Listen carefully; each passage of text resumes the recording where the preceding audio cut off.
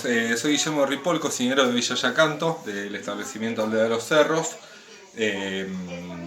Y hoy vamos a preparar un plato típico de la zona, en realidad vamos a usar un ingrediente típico de la zona para preparar una mousse de queso de cabra con mermelada de pimiento.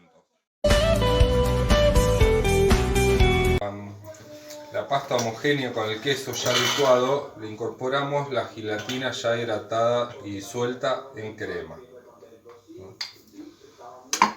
Homogenizamos bien eso, mezclamos bien y lo reservamos un ratito hasta montar el resto de la crema que nos quedaba. Una vez teniendo toda la crema homogénea, ya con la gelatina, con todo, los ponemos en los moldes y estos moldes los llevamos 2 horas al frío.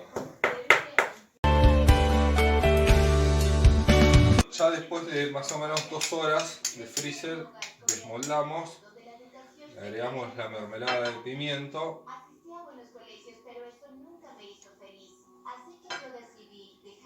y podemos decorar un poquito más.